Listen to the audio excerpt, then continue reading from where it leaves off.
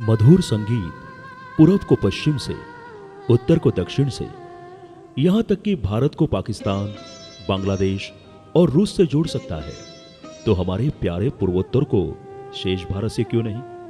शायद इसीलिए मणिपुर की लाइश्रम मेमा बचपन से ही संगीत के जरिए भारत को जोड़ने की मुहिम में जुट गई थी।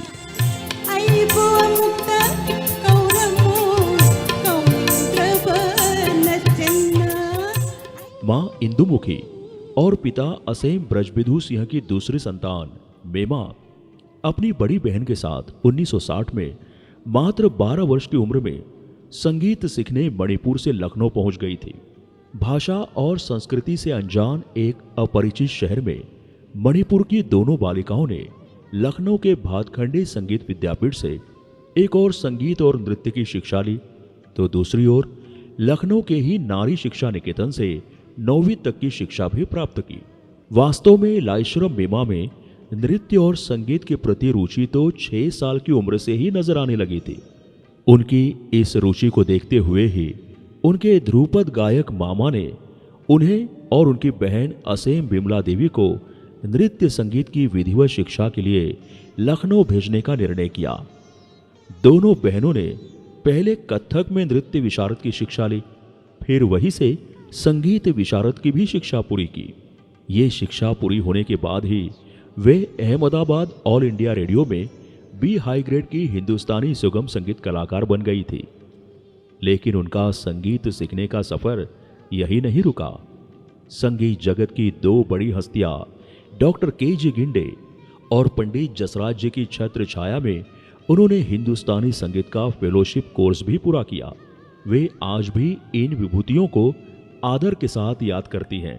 पंडित जी के पास मैंने सीखे हैं अपना, उनके घराने पंडित जसराज के पास और के.जी. गिंडे के पास जो आगरा घराने का जो क्लासिकल सिंगिंग हिसाब से मैंने सीखा।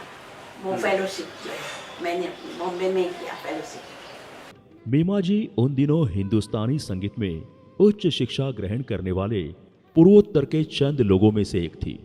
इसलिए मणिपुर में संगीत का प्रसार करने के लिए उन्होंने सूर विज्ञान नामक पुस्तक की रचना भी की। लाइश्रम मेमा पुरुषोत्तम दास जलोटा, भूपेन हजारिका और मानस मुखर्जी सहित कई जाने माने गायकों और संगीतकारों के साथ अपना संगीत प्रस्तुत कर चुकी हैं।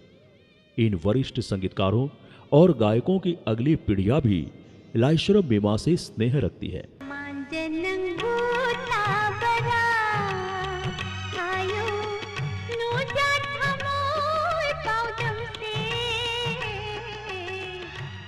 मणिपुरी भाषा की कई फिल्मों के लिए पार्श्व गायन कर चुकी मेमा मणिपुरी की ही एक फिल्म माइचा के लिए सुर साम्राज्ञी लता मंगेशकर के साथ भी पार्श्व गायन कर चुकी हैं।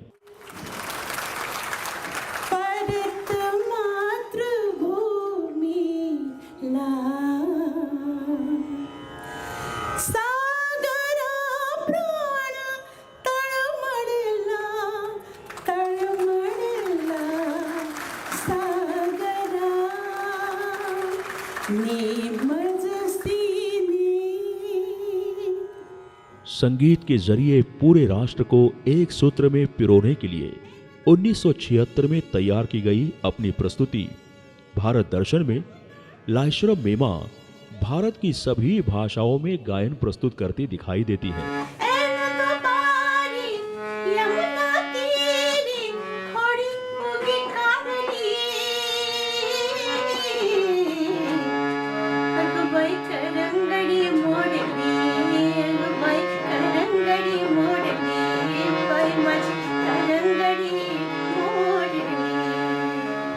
भारतीय सेना के मेडिकल कोर में रहे विद्यापति सिन्हा से विवाह के बाद भी लाइश्रम मेमा की संगीत साधना रुकी नहीं, बल्कि पति का सहयोग उन्हें कदम कदम पर आगे बढ़ने की प्रेरणा देता रहा।